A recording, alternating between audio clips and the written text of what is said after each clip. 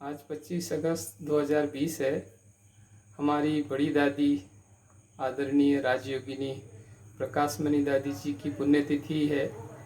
इस अवसर पर दादी के जीवन से हम प्रेरणाएं लेते हैं, दादी के चरित्रों को, दादी के द्वारा किए गए महान कार्यों को याद करते हैं।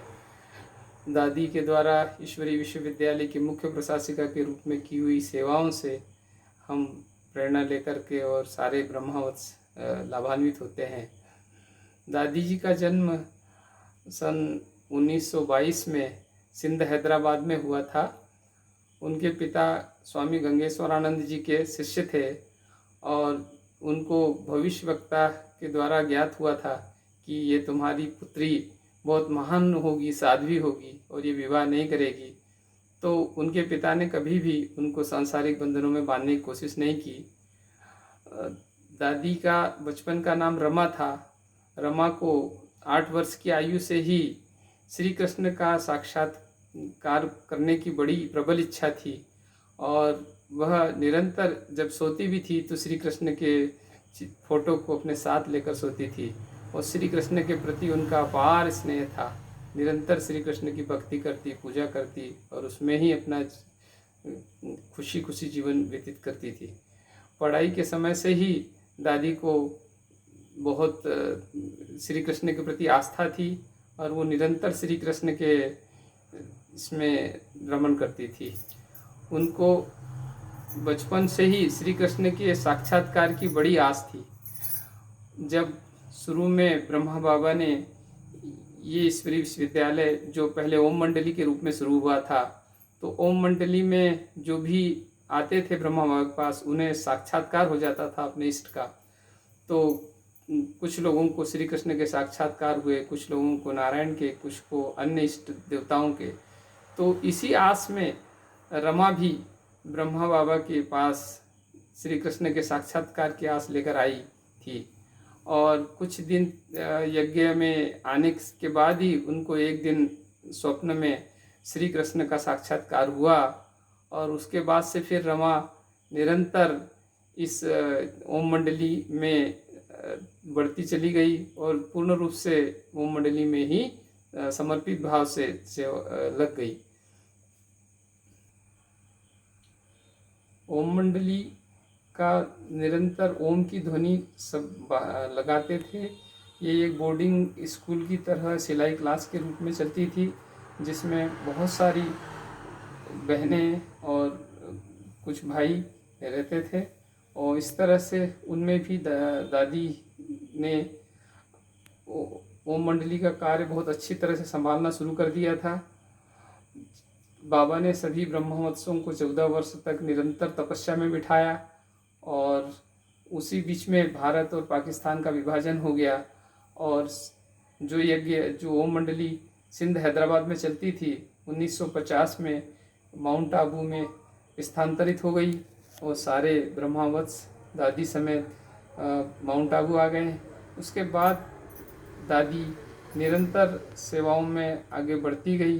14 वर्ष की तपस्या के बाद दादी को मुंबई की सेवाओं का प्रभारी बनाया गया, जिसमें दादी ने बहुत ही अच्छा संभाला। उसके पश्चात उनको गुजरात और कर्नाटक का भी प्रभार मिला और वो निरंतर एक लीडरशिप की क्वालिटी के आधार से निरंतर आगे बढ़ती रही। उनका आध्यात्मिक प्रकाश को देखते हुए बाबा ने फिर उन्हें दादी प्रकाशमणि के नाम से संबोधित करना शुरू किया और दादी निरंतर मानव सेवा के कार्य में आगे बढ़ती रही। उनका कई धार्मिक बड़े धर्माचार्यों, महामंडलेश्वरों, दलाई लामा और उस समय के तत्कालीन प्रधानमंत्री राजीव गांधी से भी भेंट वार्ता हुई और उनने सबको बहुत स्नेह प्यार से और मानवता का और बाबा का ये ज्ञान योग का संदेश दिया। दादी जी निरंतर मानव सेवा में सदा तत्पर रही। वह आत्मिक स्नेह से सभी को अपना बना लेती थी और उनके जीवन से उमंग उत्साह निरंतर सबको मिलता रहता था। दादी हमेशा कहती थी कि करण करावनहार परमात्मा है, हुक्मी हुक्म चला रहा है मैं तो निमित्त होकर के संभालती हूँ। तो सदा निर्माण रहती थी। दादी के मुख्य 3 वाक्य सूत्र वाक्य थे, निमित्त, निर्माण और निर्मल वाणी।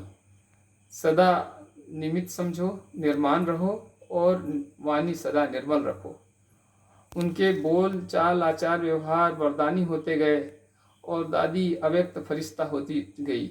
विश्व की सेवाओं को संभालते हुए नारी सशक्तिकरण का जो कार्य दादी ने किया है, शायद विश्व में किसी ने किया हो। हमारी आदरणीय दादी विद्यालय का कार्य संभालते हुए देश विदेश और विश्व में भी संभालती रही और हमारे बहुत सारे प्रोजेक्ट संयुक्त राष्ट्र संघ में भी चले, जिसमें million minutes of peace appeal एक प्रोजेक्ट था। और इस प्रोजेक्ट की सफलता इतनी हुई कि संयुक्त राष्ट्र संघ ने सन 1984 में ईश्वरीय विश्वविद्यालय को शांति दूत पुरस्कार से भी सम्मानित किया।